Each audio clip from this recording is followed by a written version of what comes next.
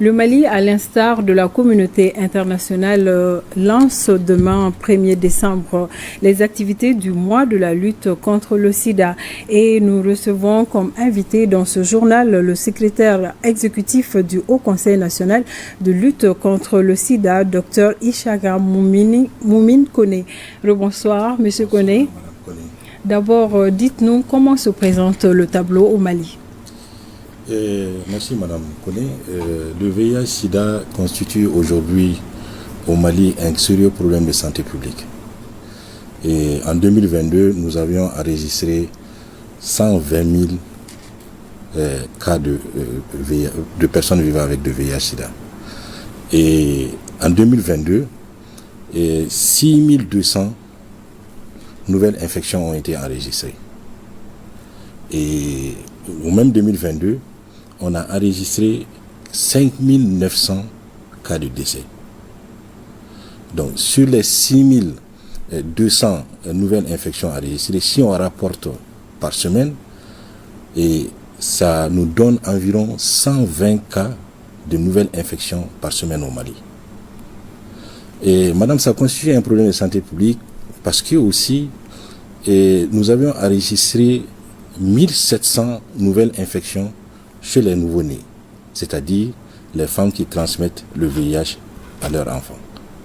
Donc ça, ce sont des chiffres qui nous édifient clairement de la problématique que constitue le VIH-Sida au Mali. Merci.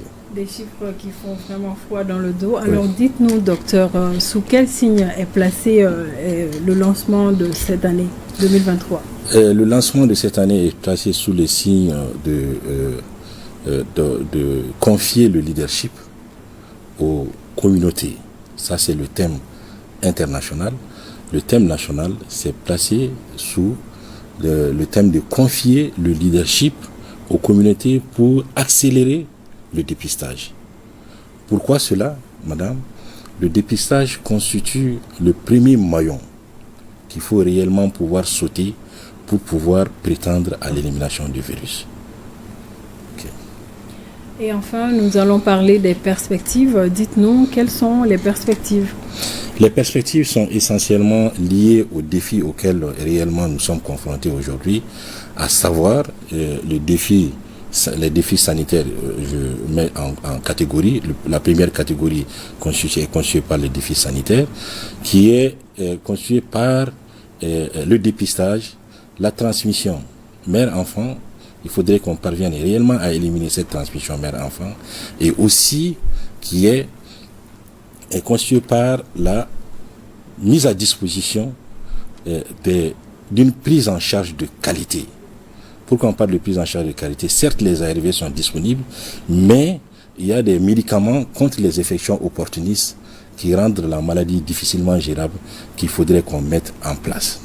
Donc, la deuxième catégorie, c'est le défi est lié au défi institutionnel.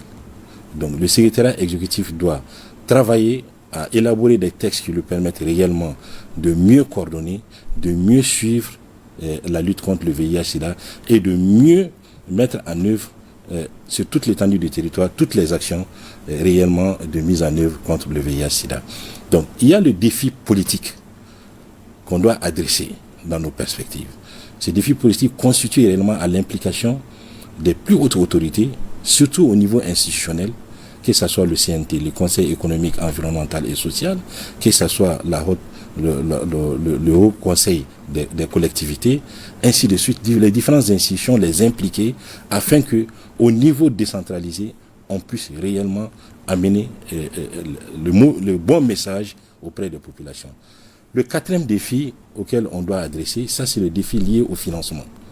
Donc, le financement endogène, il faudrait vraiment qu'on travaille dessus afin que nous puissions avoir une certaine souveraineté. Parce que le financement actuel est occupé à 90% par les partenaires extérieurs. Seulement 10% par le Mali. Donc, il faudrait qu'on atteigne au moins les 50% d'ici 2026. Merci, docteur, d'être passé sur ce plateau. Merci. Merci et restez